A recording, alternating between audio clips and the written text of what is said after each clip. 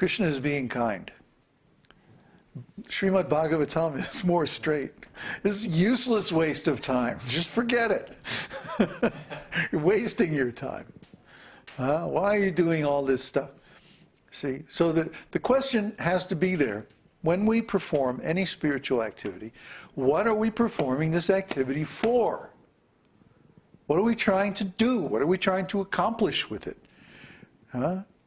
Because you can see people sitting, I have this experience, see people chanting, Hare Krishna, Krishna Krishna, Hare Hare, Ram Ram Ram Ram, they're chanting away, you know, and then they go out and they're working so hard, you know, doing this, doing that, selling books, collecting money, doing all this stuff, you know, and then you go back a few years later, oh, where's so-and-so? Oh, he left and he went, now he's working as a used car salesman. Huh? Well, what's his name, Das? Oh, well, he's working as a cab driver. He left, you know, a couple of years ago. Oh. Well, what happened to Śrī, what's his name, Acharya, the guru? Oh, well, he fell down with one of his young students, and you know, we saw him at the mall last week. And, yeah, he's a retired sannyasi.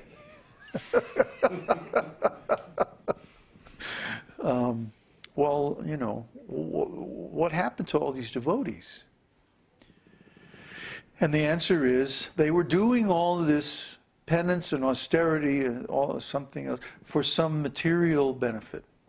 They weren't doing it to attain pure love of Godhead. They had some adulteration in their desires.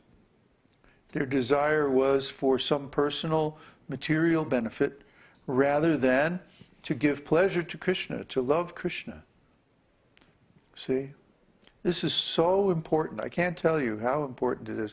Just like we were discussing last night, the difference between someone who's pretending to, offensively, pretending to have ecstatic symptoms of love of Godhead, and someone who is simply trying to advance and who's sincerely following.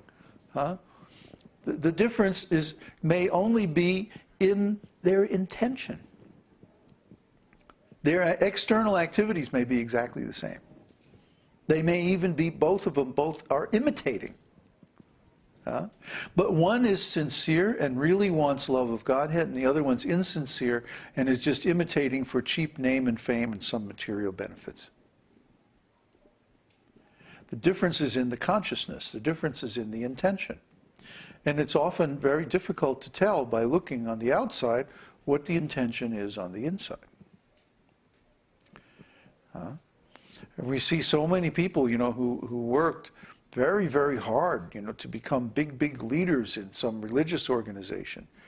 Then all of a sudden, something happens and they fall down, and then we find out that actually they have been fallen for a long time, and there were so many bad habits, and and what was going on.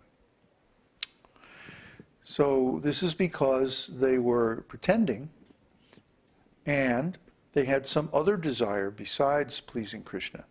They wanted to attain some position of power. They wanted some material enjoyment. They wanted to be a big leader, have people look up to them. You know, this is called pratishta. Pratishta, this is one of the anarthas. One of these days we're going to do a series on the anarthas. There's so many anarthas. Oh boy. These are all the undesirable things, habits, and desires that people have that can ruin their devotional service. So one of these anarthas is pratishta, and it means the desire for honor and prestige. And there's no more dangerous pratishta than wanting religious fame. Wanting to be famous for being a religious figure. This is very, very dangerous. I want to go in the jungle somewhere and sit under a tree and chant Hare Krishna, you know, until the cows come home. That's really all I want to do. I really don't want to be doing this. You know, this is a lot of work. It puts me personally at risk. It's a lot of trouble. I have to deal with people who can be really jerks sometimes. You should see some of the comments we get on YouTube, some of the questions that people send. You know, they expect me to be like available 24 hours a day and, you know, answer all their little questions. And if I refer them to one of our books or something, it's like, well, I don't have time to read that. You know, why don't you just answer this list of 27 questions? Yeah. And, you know, it's really bothersome at times dealing with people's nonsense. And, you know, sometimes people approach us and they're insincere and we have to, like, you know, deal with them and get rid of them, and it's not a whole lot of fun. So actually, I don't really want to be doing this. I'm only doing this to please Srila Prabhupada because nobody else is doing it. Huh? Nobody else is doing it. There were all these other devotees who consider themselves far more qualified and powerful and pure and whatever than me, and they probably are, for all I know, you know. But they're not doing this. They're not following Srila Prabhupada's orders. Srila Prabhupada wanted a Varnashram college in every temple. Where are they?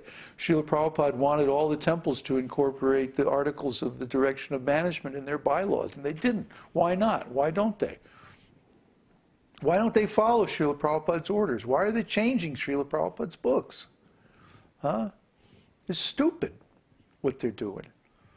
I can't just stand there and watch them do that. I have to do something about it. Huh? I'm pissed off. That's really where I'm coming from. I'm pissed off at my godbrothers. My godbrothers are acting stupid. They've ruined the reputation of our movement. Intelligent people all over the world think our movement is junk. They don't understand how wonderful, how exalted it is. But these guys don't even know. Huh? I can preach on, you give me any verse in Bhagavad-gītā, and I can preach on that verse every day for the next, you know, year.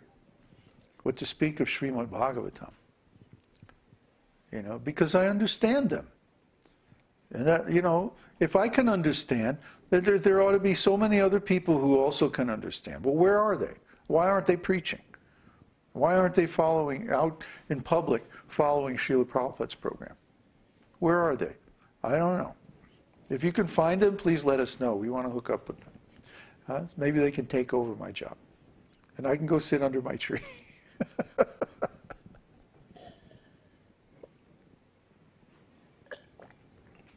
One of these days, I'm going to go sit under that tree. So you better listen up. Okay, you had a question? Yeah, where is this on Nartha's list? Oh, it's in the Bhakti Rasamrita Sindhu Bindu. Actually, it's in the Nectar of Devotion, in the original Bhakti Rasamrita Sindhu, but because the Nectar of Devotion is actually a condensation, it's a summary study. It doesn't go into all the details. But I think it would be a good thing to do just to know, you know, the kind of stuff that we should avoid, or the kind of stuff that can be a problem in devotional service. And so one of these days we're going to do a series of 2 or 3 classes or darshans at the appropriate place in the book. Okay? Any more questions? What time is it? It's 8:30. Oh, it's 8:30. Oh, well, maybe we should just knock off for tonight. Yeah, this is a good place. This is a good place to knock off, because he changes the subject. And then we'll finish, tomorrow night, we'll finish chapter 19, and then that's the end of the first part, the first wave of Bhakti Rasamrita Sindhu, the ocean of the nectar of devotion.